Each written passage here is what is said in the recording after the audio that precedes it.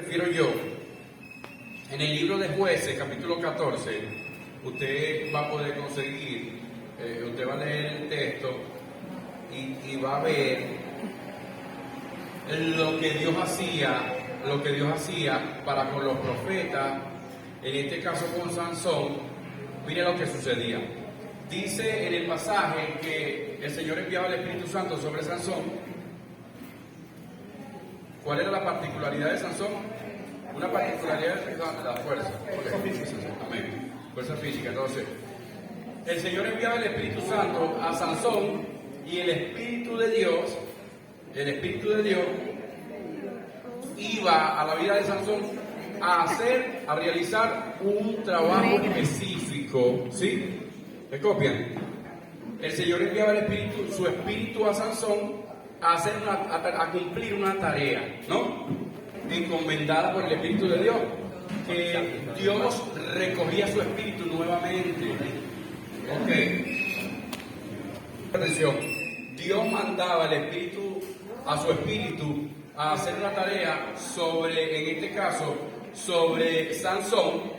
Lo enviaba a hacer una tarea, el Espíritu de Dios venía a Sansón venía y con una quijada de un animal mataba a 1000, o hacía Sansón la tarea encomendada por Dios y el Espíritu de Dios se regresaba. Eso lo va a entender usted cuando usted lea el pasaje, capítulo 14 del libro de Jueces. Y como nos toca estudiar, ¿verdad? ¿Cuántos sabemos que nos toca estudiar la palabra?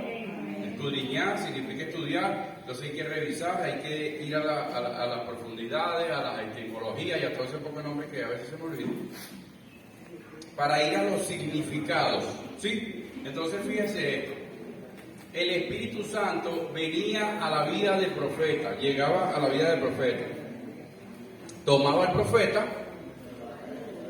el profeta hacía una tarea encomendada por Dios, pero el Espíritu de Dios se volvía a ir. ¿Sí? Dios recogía su espíritu nuevamente. Y de pronto, en el Nuevo Testamento acontece algo distinto. Hay un cambio. Dios envía igualmente a su espíritu sobre usted, sobre mí, sobre todos los creyentes.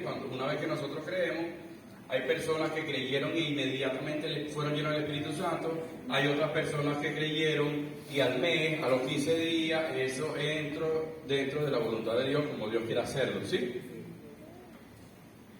No sé cómo le pasó a usted, pero seguro tiene que haber sido de una de esas formas, si el Espíritu de Dios habita en nosotros. Ahora, hay en nosotros muchas veces, a mí alguien la otra vez me corregía y yo me detenía a ver un poco la corrección que me hacía, y era verdad, nosotros a veces somos ligeros al hablar, ¿sí? Entonces, hay hombres y mujeres de Dios que a veces lo vemos haciendo un trabajo para Dios, ¿sí? Y de un día para otro lo vemos como nosotros decimos, algunos. El hermano se cayó, la hermana se cayó, no se está congregando, pero además de que no se está congregando, está haciéndolo mal, ¿sí? Hemos visto, ¿verdad? Esos casos muy repetitivos.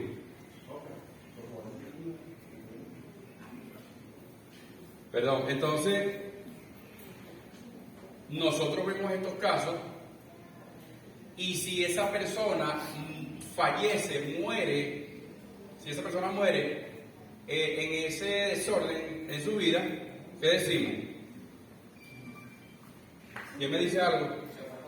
Se fue al cielo. Que se perdió, decimos que se perdió. ¿Por qué? Porque se apartó, se cayó, mira lo que estaba haciendo, ahora estaba haciendo peor. Pero la Biblia en el Nuevo Testamento establece, el Señor dice, en un momento donde viene un cambio, el Señor dice, ya no habitaré en templo hecho de manos de hombre, sino que habitaré ¿dónde? En el corazón. En nosotros. En el ser humano. En nosotros, Corazón. dentro de nosotros, donde hay una fusión entre el espíritu de vida que Dios nos dio. Tenemos un espíritu, nosotros tenemos un espíritu, que es el espíritu de vida que el Señor sopló en Adán, ¿recuerdan? Amén. El espíritu de vida. Pero cuando nosotros creemos, viene a nuestra vida el espíritu de Dios y toma todo lugar en nuestra vida. Amén. Gloria a Dios. Entonces el Señor dice en su palabra, ya no habitaré en templo hecho de mano de hombre, sino que habitaré en ustedes, en sus corazones, dependiendo el texto que leamos con las diferentes versiones bíblicas, ¿no? Pero siempre se refiere al mismo significado. Entonces, cuando vemos que uno que se congregó, que anduvo con nosotros, que predicó, que enseñó, muere estando apartado, estando en pecado, entonces decimos nosotros que se fue para el infierno. ¿Sí? Pero hay algunos detalles. Y decimos muchas veces, o la mayoría, es que el Espíritu Santo de Dios se fue de él.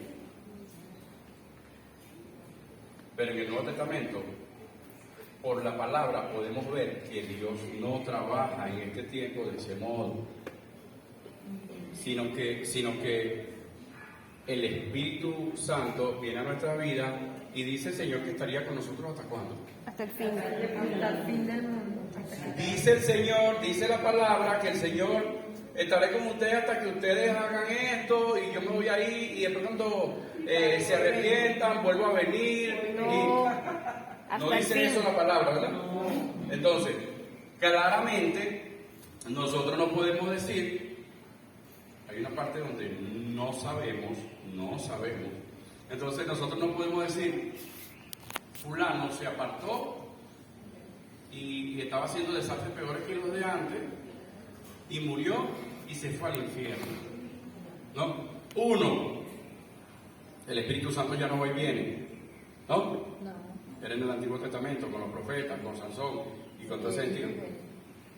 Sino que una vez que usted cree, el Espíritu Santo toma posesión de nosotros. ¿Sí? Dice la palabra del Señor que el Espíritu Santo nos sella ¿con qué? Con el fin. Con las arras de su Espíritu, sello. Escúcheme esto, mire.